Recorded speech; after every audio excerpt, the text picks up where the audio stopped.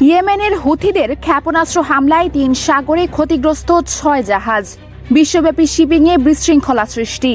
মধ্যপ্রাচ্যে চলাচলকারী জাহাজগুলোতে হামলা চালিয়ে গাজায় ইসরায়েলি আগ্রাসনের বিরুদ্ধে নিজেদের প্রতিবাদ জানিয়ে যাচ্ছে ইয়েমেন ভিত্তিক সশস্ত্র সংগঠন হুথি। সম্প্রতি ৩টি ভিন্ন ভিন্ন সাগরে মোট ৬টি জাহাজের উপর ক্ষেপণাস্ত্র হামলা চালিয়েছে হুথি। এর মধ্যে মার্শাল আইল্যান্ডসের পতাকাবাহী লাক্স নামের একটি বাল্ক ক্যারিয়ার জাহাজ রয়েছে বলে জানিয়েছে বার্তা সংস্থা রয়টার্স। মঙ্গলবার লাক্স জাহাজটি ইয়েমেনের উপকূলের কাছে ক্ষেপণাস্ত্র হামলার শিকার হয়।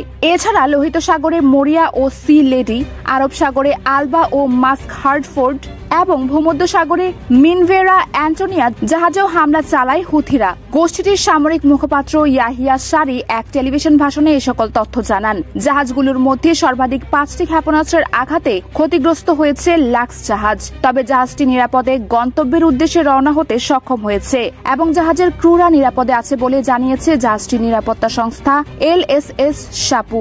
এলএসএস সাপুর মুখপাত্র আরও জানান, লাক্স জাহাজটির গ্রিস ভিত্তিক মালিকের সাথে ইসরায়েল বা যুক্তরাষ্ট্রের কোনো সম্পর্ক নেই। জাহাজটির গন্তব্য ইরানের বান্দার ইমাম খোমাইনি বন্দরে ছিল বলে এলএসইজি শিপিং ডেটা থেকে জানা গেছে। ফিলিস্তিনিদের সাথে সংহতি প্রকাশ করতে গত নভেম্বর থেকে লোহিত সাগর অঞ্চলে ধারাবাহিকভাবে ড্রোন এবং ক্ষেপণাস্ত্র হামলা চালিয়ে আসছে হুথি বিদ্রোহীরা। পরবর্তীতে ভারত মহাসাগর পর্যন্ত বিস্তৃত হয়েছে এই হামলা। হুথিদের আক্রমণের ফলে বিশ্বব্যাপী জাহাজ চলাচলের রুটে ব্যাপক বিশৃঙ্খলা সৃষ্টি হয়েছে। সুয়েজ খাল এড়িয়ে আফ্রিকার দীর্ঘ যাত্রাপথ ধরে যেতে হচ্ছে জাহাজগুলোকে। ফলে একদিকে যেমন বেড়েছে যাতায়াতের সময়, অন্যদিকে বাড়ছে পণ্যের দাম ও ক্ষয়ক্ষতির আশঙ্কা। সেই সাথে আফ্রিকার পথে রয়েছে জলদস্যুদের আক্রমণেরও হুমকি।